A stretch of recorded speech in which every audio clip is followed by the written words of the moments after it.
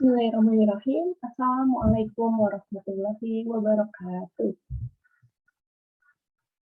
Baik, apa kabar semuanya? Harap semuanya sehat-sehat selalu ya. Jangan lupa untuk tetap menerapkan protokol kesehatan agar kita selalu sehat terhindar dari segala penyakit. Amin ya rabbal alamin.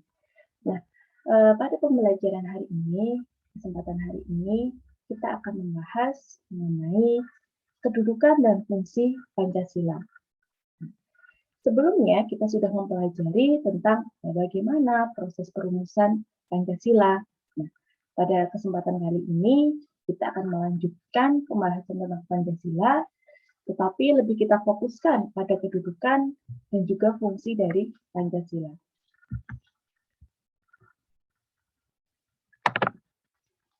Yang pertama, istilah Pancasila. Istilah Pancasila ini terdapat dalam buku Negara Kertagama yang merupakan karangan Empu Prapanca dan juga dalam buku Sutasoma yang merupakan karangan Empu Tambulan. Istilah Pancasila ini sendiri berasal dari bahasa Sanskerta. Nah, Pancasila itu terdiri dari dua kata. Yang pertama panca yang berarti lima dan juga sila yang berarti sendi atau asas. Maka Pancasila ini berarti juga sendi yang lima atau juga bisa diartikan sebagai 5 dasar atau 5 asas yang utama. Jadi Pancasila bisa diartikan sebagai 5 dasar atau 5 sila yang menjadi dasar atau yang menjadi pijakan landasan bagi berdirinya bangsa Indonesia. Nah, menurut TAP MPR nomor 3 garing MPR garing 2000 tentang sumber hukum nasional dan tata urutan perundangan, Pancasila ini berfungsi sebagai dasar negara. Nah, Pancasila sebagai dasar negara ini mengandung makna bahwa Pancasila sebagai pengatur penyelenggaraan ketatanegaraan yang meliputi bidang ideologi, politik, ekonomi, sosial budaya, dan juga pertahanan. Oleh karena itu, segala pelaksanaan ketatanegaraan haruslah berdasarkan kepada nilai-nilai yang ada dalam Pancasila. Selanjutnya kita akan membahas fungsi dan peranan Pancasila. Ada beberapa fungsi dan peranan Pancasila. Yang pertama, yaitu Pancasila sebagai jiwa bangsa Indonesia. Pancasila sebagai jiwa bangsa memiliki makna bahwa Pancasila ini sebagai semangat kejiwaan bangsa Indonesia. Nah, fenomena saat ini kita sering sekali menemui slogan ya, ataupun ribbon, ataupun poster, dan sebagainya tentang seruan saya Indonesia, saya Pancasila. Akan tetapi itu saja tidak cukup untuk menunjukkan bahwa kita ini betul-betul memiliki jiwa Pancasila. Tentunya itu tidak cukup. Haruslah kita tunjukkan, kita laksanakan, ya, kita terapkan dalam kehidupan sehari-hari.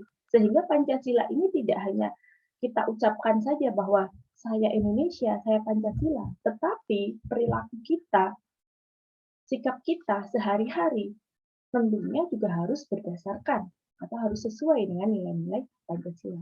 Dengan demikian, maka Pancasila sudah menjadi jiwa bangsa. Selanjutnya, yaitu kedudukan Pancasila sebagai kepribadian bangsa. Pancasila sebagai kepribadian bangsa ini merupakan ciri khas bangsa Indonesia, sehingga inilah yang membedakan bangsa kita dengan bangsa lain. Pancasila ini hanya dimiliki oleh Indonesia. Seluruh sila-sila dalam Pancasila itu diambil dari nilai-nilai yang asli berasal dari Indonesia, tidak mengambil, tidak mengadopsi nilai-nilai dari luar. Maka tentunya dengan berpegang teguh pada nilai-nilai Pancasila ini, yang menjadikan karakter kita, yang menjadikan ciri khas kita di mata internasional maupun di mata nasional. Fungsi yang selanjutnya yaitu Pancasila sebagai sumber dari segala sumber hukum. Nah, peraturan perundang-undangan di Indonesia menjelaskan bahwa Pancasila itu sebagai sumber dari segala sumber hukum. Barulah kemudian di bawahnya terdapat Undang-Undang Dasar Negara Republik Indonesia tahun 1945, TAP MPR, Undang-Undang, peraturan pemerintah mengganti undang-undang, peraturan pemerintah, peraturan presiden, dan peraturan daerah. Nah, Pancasila sebagai sumber dari segala sumber hukum tentunya menjadi acuan atau pegangan bagi peraturan perundang-undangan yang ada di Indonesia. Undang-undang dasar, TAP MPR, undang-undang Perpu, dan sebagainya menjadi instrumen atau alat bagi pelaksanaan nilai-nilai dalam Pancasila. Sehingga tidak bisa atau tidak boleh ketika ada peraturan perundang-undangan yang mana itu bertentangan dengan nilai-nilai Pancasila. Fungsi selanjutnya bahwa Pancasila ini sebagai perjanjian luhur. Pancasila sebagai perjanjian luhur ini mencerminkan bahwa Pancasila, 5 sila yang kita kenal, yang kita amalkan sampai saat ini, merupakan hasil kesepakatan bersama seluruh rakyat Indonesia. Kita ingat pada materi sebelumnya bahwa the founding father, ya, 3 tokoh yang merumuskan Pancasila. Siapa saja kemarin? Masih ingat? Yang pertama ada Insinyur Soekarno, kemudian ada Muhammad Yamin, dan juga Dr. Sutomo. Nah, ketiga tokoh pendiri bangsa ini sangat berjasa ya bagi Indonesia, terutama mereka telah berhasil merumuskan dasar negara Pancasila yang kita gunakan. Ini merupakan perjanjian luhur, yang mana melalui wakil-wakil ketiga tokoh ini tadi, maka dianggap seluruh masyarakat Indonesia, seluruh rakyat Indonesia, ini menyetujui dengan adanya Pancasila sebagai dasar negara maupun sebagai pandangan hidup, ideologi bangsa, dan sebagainya. Pancasila sebagai perjanjian luhur tentunya ini tidak lepas dari peran para pendiri bangsa kita, the founding fathers kita. Oleh karena itu, kita wajib menjunjung tinggi eksistensi Pancasila. Kemudian, Pancasila sebagai cita-cita dan tujuan bangsa.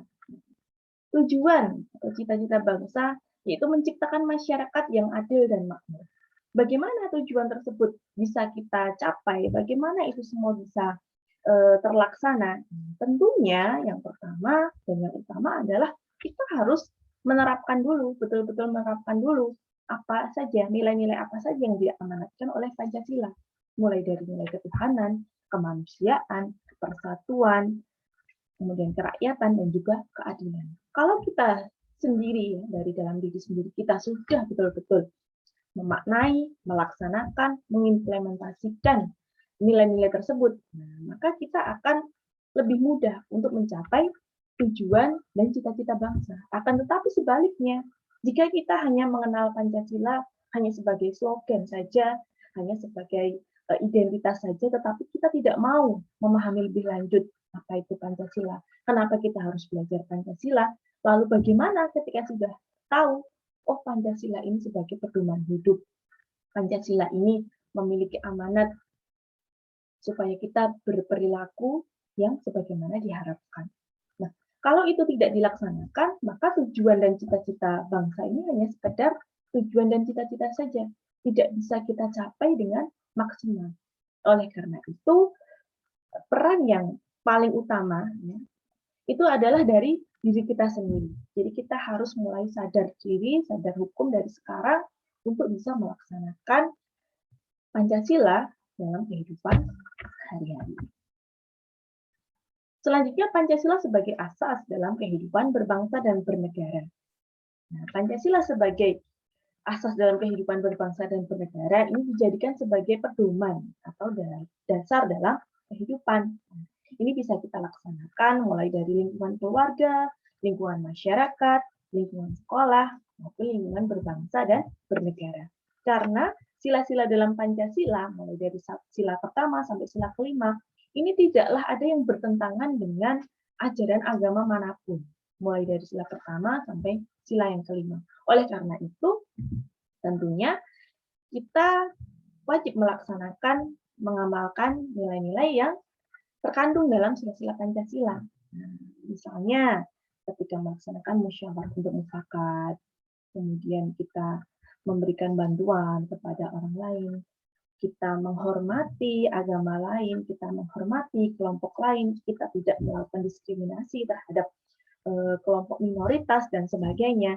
Nah, itu adalah hal-hal yang kelihatannya sepele ya, tetapi akan berdampak besar apabila kita laksanakan dan juga apabila tidak kita laksanakan. Oleh karena itu, tentunya kita harus selalu berpegang teguh pada nilai-nilai Pancasila. Nah, terlebih lagi Pancasila sebagai moral pembangunan, sebagai kerangka, acuan, tolak ukur, parameter, arah, dan juga tujuan dari pembangunan. Oleh karena itu, kita sebagai generasi penerus bangsa wajib betul-betul berpegang teguh kepada nilai-nilai Pancasila. Karena pada era sekarang ini yang semua serba digital, ya, semua serba online, kita tidak bisa menolak. Kita tidak bisa menolak revolusi industri saat ini, kita tidak bisa menolak era disrupsi saat ini, tetapi yang bisa kita lakukan adalah bagaimana kita menyikapi ini dengan baik. Jangan sampai kepribadian kita, kepribadian bangsa kita justru tergeser, tergerus oleh arus globalisasi, arus perubahan zaman. Maka dari itu perlu sekali ya kita tumbuhkan rasa kecintaan kita terhadap bangsa dan negara. Dengan demikian, kita akan lebih mudah untuk mengikuti perkembangan zaman. Kita bisa memfilter, kita bisa menyaring mana sekiranya kemajuan kebudayaan baru yang cocok, relevan dengan kebudayaan kita, dan juga mana yang tidak cocok, tidak relevan dengan kebudayaan kita.